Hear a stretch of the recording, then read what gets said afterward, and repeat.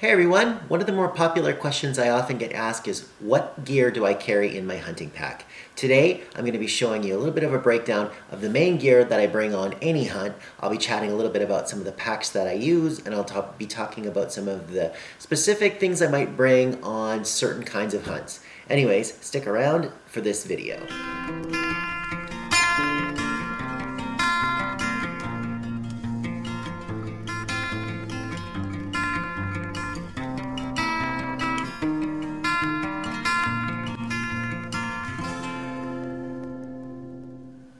Hi, my name is Dan and welcome to DC Outdoors. If this is your first time here and you like outdoor adventure videos, gear reviews, and other outdoor related stuff, well, please get started by clicking the subscribe and the bell notification button so you don't miss anything. Well, let's get on with our chat about what's in my pack. All right, I'm gonna take you for a quick look at the different packs that I use. So this pack I have showcased before in one of my videos. It's an East German Combat Assault pack. It's only about 10.8 liters, so it's a very small pack. Like I said, I'll link to the video that I made about this pack a while ago. It's a simple pack, it's fairly watertight, it doesn't have a lot of things to lash to it. It does have these little attachment points at the top and the sides, which you can use to attach a bedroll. So this pack I find fairly small for my use. I'm an overpacker, so I will tend to use this one out in some of the fringe seasons where I might be hunting grouse or rabbits or checking trail cameras or things like that. But generally speaking, I find that it lacks some of the extra volume that I need for a day of big game hunting. I also don't like that it doesn't really have a lot of extra attachment points for water bottles and things like that, so I have to put all the gear inside of it. So anyways, I find that at like 10.8 liters, it's just not quite enough storage for what I need.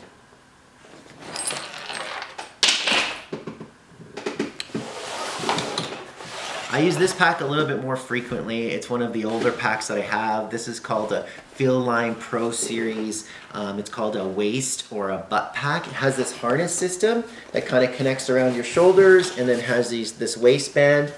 So it carries quite low on my back, almost like a fanny pack, but it gives me a lot more storage capacity. This one I think holds more like about 20 liters. It does have some external mesh pockets on the sides for me to put water bottles and things in. It's got a main compartment in the inside and then a front zip. So I'll tend to use this one if I'm going hunting in more of a run and gun sort of situation where I'll be moving a lot. I like that it has a lower profile, so I find that the pack doesn't get caught up on things in the bush. It holds quite a lot of what I need, but it's a little bit underperforming for some of the bulkier items I'll bring later in the fall or the winter. Things like extra clothes, extra layers, a heartier lunch, thermos, a hot beverage, that kind of stuff. I just find I have a harder time cramming all of this stuff in it. So I might use this more if I'm still hunting or kind of plan on moving about a lot. I would say that this is more of an early season pack for me. It's been through a lot of wear and tear. I've had to patch it up, but you know, it's definitely something that I find fairly trustworthy still. And I love this harness. In fact, I actually use this harness on the East German pack. It can still attach off the rings, and it's much more comfortable to wear with the Fieldline pack on the East German pack. But anyways, like I mentioned, this is probably my least used pack for hunting. This is the Fieldline Pro Series, which I use a little bit more often. I have actually done a review on this pack as well, and I'll include a link also above and then below in the notes. This is the pack that I probably use the most. It's the Cabela's Deluxe Whitetail pack. This one has about 36 liters of capacity. I find that it's obviously a lot bulkier than the other two packs, but it certainly gives me tons of room to pack gear. So things I like about it, again, it has an excellent waist system here with the waist straps, and then your conventional shoulder straps with the chest strap in the middle, so it fits really well. I find it's a little bit floppy because it doesn't have a very supported backrest, but I do like the fact that it has these two big side pockets. I'll show you later, but they're plenty big enough to put an Nalgene bottle in them. And kind of keep other readily used gear. And then it has this little front pouch as well with a little organizer built into it. And then the bulk of it is a big, giant, open area with, like I said, tons of room to put things but because there's so much room in the main part, I find that it's easy to get a little bit disorganized with this pack. But I'll tend to use this pack a lot more if I'm going to be in a tree all day, or if I'm going to be in the hunting blind all day. If I'm looking to kind of pack those extra layers of warm clothes, if I'm looking to pack that bigger lunch, once I start to pack along different calls and scents and things like that, that can kind of take up a bit more room. You know, like I said, I tend to use this one more so as my November pack, but like I said, it's a great pack for me to use. Like, again, just depends on the application. So next, I'm going to show you the main essential items that I carry in my hunting pack. All right, well, I showed you the different packs that I like to take along with me. Now I'm going to show you some of the essential items that I carry along in my hunting pack, pretty much regardless of what I'm hunting or what time of the year it is. This first wave of stuff is also things that I often take out with me if I'm camping. They kind of live in my satchel if I'm out for a hike in the woods, or they can fit small in a fanny pack or what have you. So these are kind of like essential items that I carry almost regardless of whether I'm hunting or just outdoors in any capacity. So the first thing I'm going to show you is I always carry a 1 liter Nalgene bottle, and I love nesting it inside of these GSI cups. This is a pretty essential piece of kit for me that I take always because, you know, number one, I always like to carry a liter of water along with me at minimum. I love nesting it inside of this because this takes up ultimately no extra space.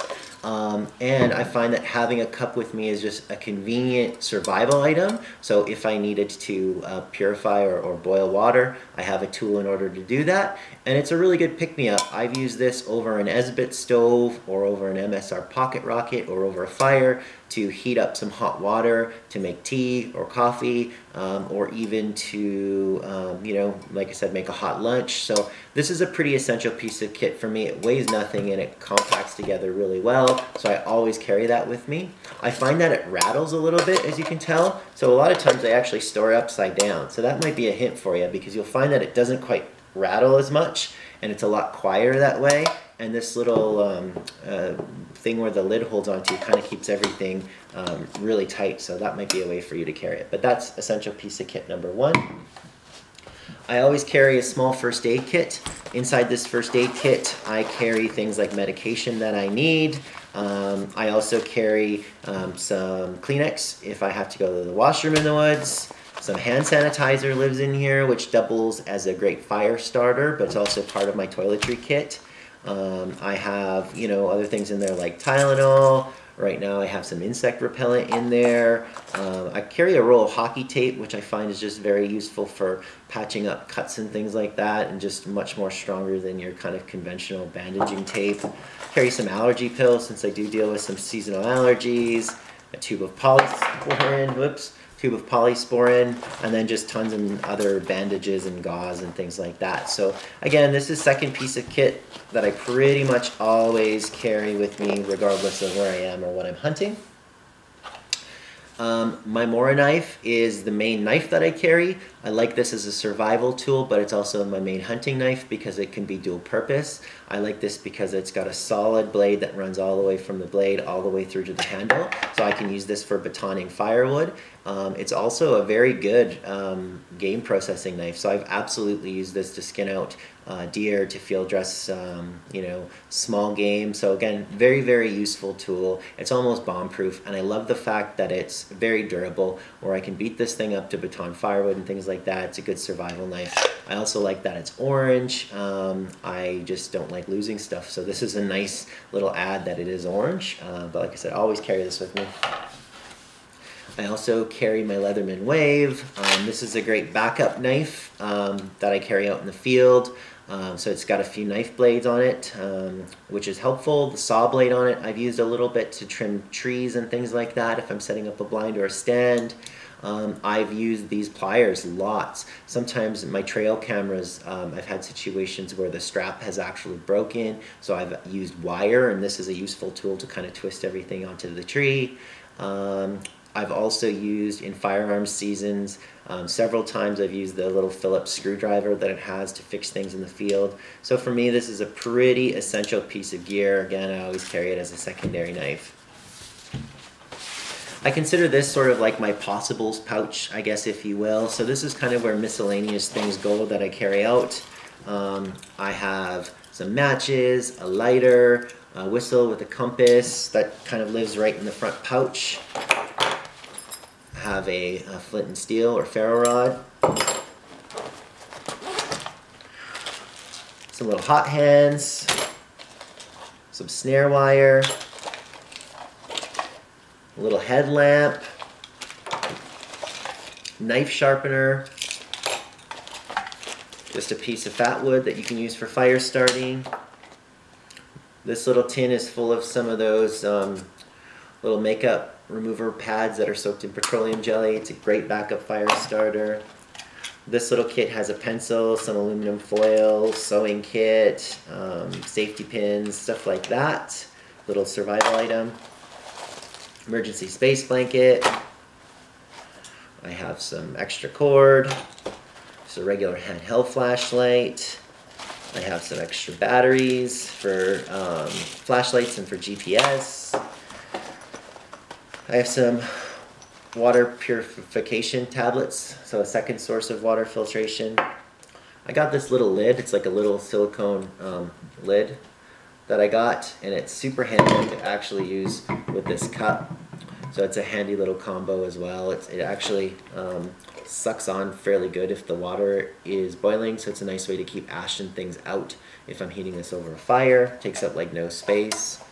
And then I have a compass as well, but I don't think it's in here right now, but I do have a compass as well, or it might be in one of these other piles. But again, this little kit of gear I pretty much carry out with me regardless of what time of the year it is, or whether if I'm out camping, out for a hike in the woods, checking trail cameras, whatever the case, I tend to keep this little kit with me.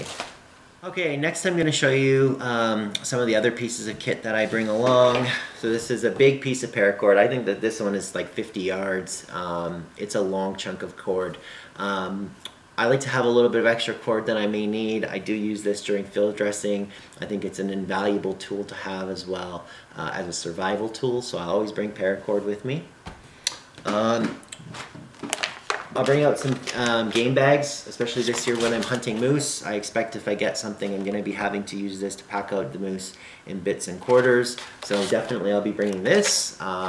It may live in the truck if I take a smaller day pack with me. Otherwise, it'll probably live in the larger Cabela's whitetail pack that I showed you earlier. I always carry some surveyor's tape. This is super useful for tracking blood trails. So what I'll do with this is if I wound something or if I'm tracking something, I will often put this up in the trees by the blood drops. And what that allows me to do is if I disturb the ground at all, I still have record of where that blood was using this. It's also highly reflective, so this specific stuff actually has some silver in it, which is really reflective with the flashlight, so it's great for nighttime kind of tracking in dawn, dusk, or night scenario. So this will always go in my pack, especially if I'm hunting big game. This kit as well. So a couple comments with this kit. Basically this is all my field dressing stuff. So I have some paper towels in here.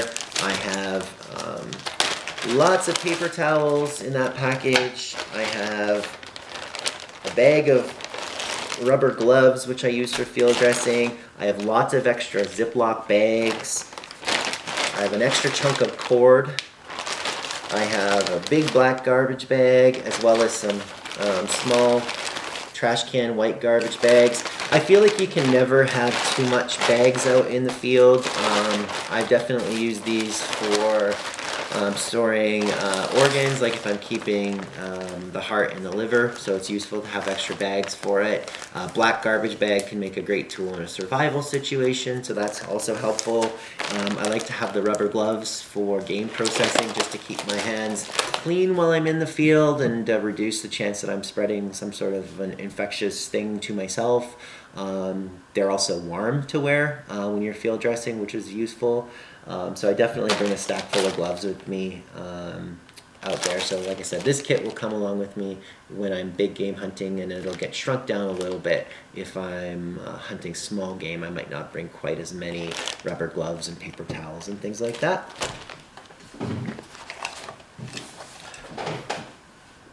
Another piece of kit that I bring with me when I'm hunting big game is this little kit. This is a mossy oak little folding saw. So basically it's a high mesa saw. So it kind of, I'll show you how it connects here while we're chatting. But basically it goes like that. Oops. Of course it's a pain in the butt when I'm talking to you guys, but it kind of connects like that. And then it connects like this. And then the blade goes across the bottom, like so.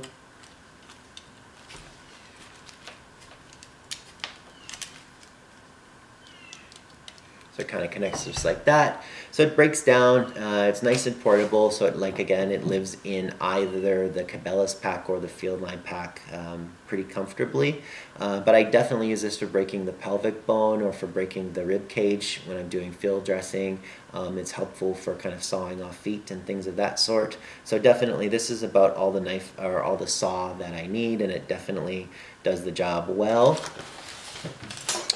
In addition to the compass that I mentioned I carry, I also have my Jarman. This is a Jarman Organ 600 GPS. I also use the iHunter app on my phone, so that's another mapping tool. So I like to, as you've probably seen with some things, I like to kind of keep things in groups of threes. So in this case, I have a GPS, I have a phone, and I also have a compass. And there's also a compass on that little whistle that I showed you. So there's 4 examples of navigation. For water here, right, I have a cup that I can use to boil, and I have water purification tablets. So again, a couple sources of water.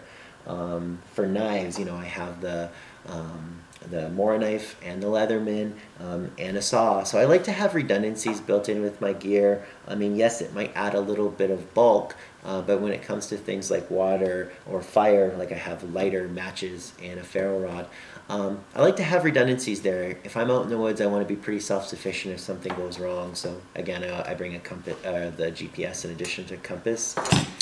I'll also bring this little cell phone charger. So this is a solar cell phone charger, so I like to bring this along with me. I especially find that in October and November, electronics, they drain so quickly. So my cell phone battery drains so quickly. Having a cell phone charger of some sort is just a convenient way, and I like this one that it's solar, so even if I'm sitting in a blind or tree stand, I can hang this up from the little hanger here and let this thing charge up while I'm out in the tree or the blind, so it's very helpful.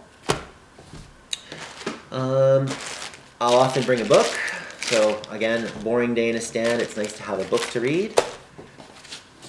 This is my butt pad. So again, this is just a piece of a Thermarest, basically camping sleeping pad that's been cut, and I think it was actually cut to fit in a hammock if I'm not mistaken, but anyways, the ends were sort of taped together, but this lives in my pack. It goes with me when I'm camping, but it also is very, very handy to have for hunting, so I can sit on the ground and not be uncomfortable, or kind of tuck this on a log and be a little less uncomfortable.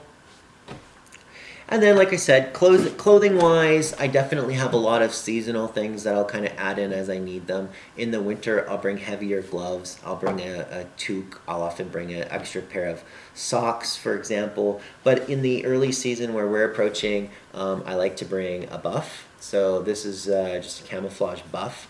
I find it's very, very handy to stop brambles and things from getting in the back of my neck, so it keeps a lot of crap out from falling in my neck.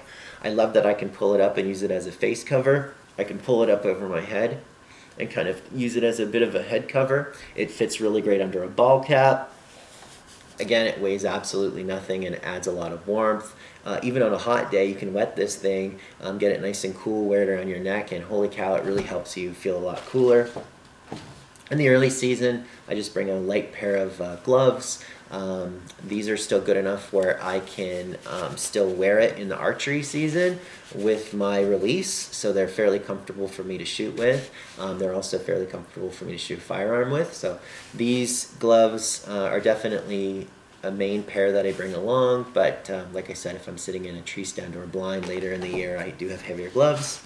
And this is just a rain jacket. So again, this would be something that goes in my pack this time of the year, but later in the year it might be removed because I'll be wearing extra warmer layers. But like I said, sometimes this still even lives in there. Just, you can never go wrong. This guy can also be kind of rigged up to be used as a tarp. So it's, again, one of those sorts of pieces of gear that's helpful to have something that's multi-purpose. Next, I'm going to show you just a few other things that I bring. These other pieces of gear might be a little bit more specific to different hunting scenarios, but I'll show you those pieces of gear next. All right, I should also mention too, before I get into this last round of gear, that I forgot to mention that there are also two other packs that I might sometimes bring hunting.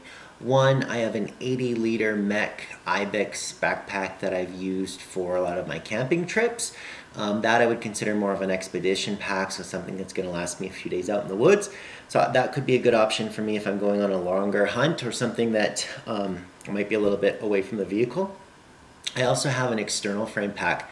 I don't even know what brand this is, but I picked it up this year off of just Facebook buy and sell, just so that if I do get a moose, I have an opportunity for a cheap pack that I can use with the game bags to put quarters of meat in and pack out of the woods on my back. So I also have that pack too. I'm also going to stop for a second here before I get into the next round of gear, just to remind you all that I do have a contest running right now.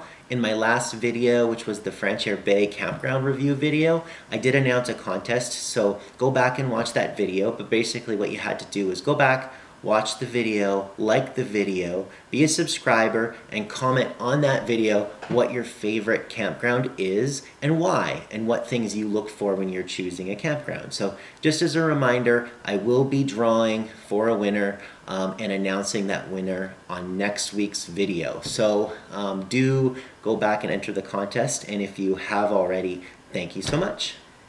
So again, this next round of gear is just some of the sort of season-specific stuff. As a note, always bring your licenses with you and your tags along with you. I also, again, I mentioned I'm a nerd for putting things in plastic bags, so I keep my licenses and tags inside of a Ziploc bag to keep everything nice and dry. So I always have that with me. The other thing that you'll have to remember to bring along with you is whatever weapon you're choosing, ammunition for that weapon.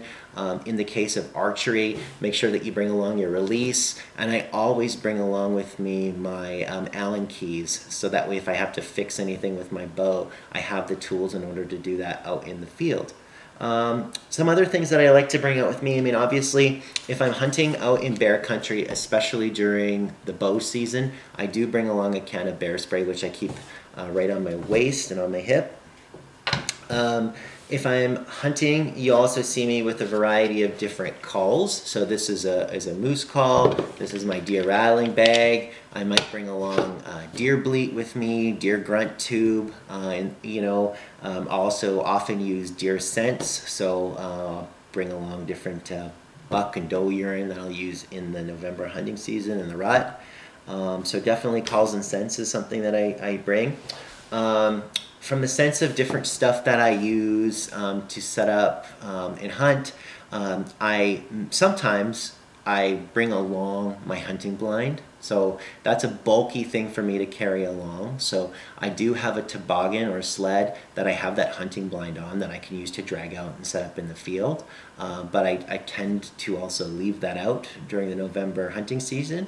That's not a great run and gun solution. So I have a little bit of this camo netting that I sometimes bring along with me. This lets me set up a quick makeshift blind out in the field, and I actually use that in combination with my hiking poles, my trekking poles, which are in this bag. So trekking poles are super useful because I can set them up, I can drape the net along it and kind of make a little blind. The trekking poles are also super useful because if you set them up, cross them, and I'll see if I can just kind of briefly explain. If you set them up and you cross them, you can kind of get it set up so that way you kind of have a little rest like this. And then when you plant these things in the ground, or even if you plant them like this and kind of fix them, they make an awesome shooting rest. So you can actually rest your firearm on it. So I've used this to harvest a deer before just by using some hiking poles. And honestly, if you have a pretty heavy pack on your back, you're going to want hiking poles anyways to help you up hills or across creeks or whatever that looks like. So this is definitely something I think you might want to consider bringing if you have the room and if the hunt calls for it. All right, so I hope that gives you a really good look at the different packs that I bring hunting, the gear that I always bring hunting regardless of the trip, and some of the specialty items that I'll bring along for different hunts or for different sorts of seasons. In the comments below, please let me know, did I miss any pieces of gear? Are there any pieces of gear that you guys bring along that you find that are super useful? I'd love to hear, what works and doesn't work for you. Like I said, I mentioned off the hop that I am an overpacker. I tend to lean towards that big Cabela's pack for reasons because I bring a lot of stuff. By having a lot of stuff, I know I pay the price in terms of weight, but it's nice to have things out there to make that hunt a little bit more comfortable and a little bit more enjoyable and to be a bit more prepared. But, I definitely know that there's minimalists out there too that'll just leave with the things that they have in their pockets and their belt. I hope though that this gives you a good indication of what I bring along hunting, and I hope that this was helpful for you. Once again, if this was your first time here and you like outdoor adventure videos, gear reviews, and other outdoor related stuff, well, please get started by clicking the subscribe and the bell notification button so you don't miss anything. Until next time, we'll see you outdoors.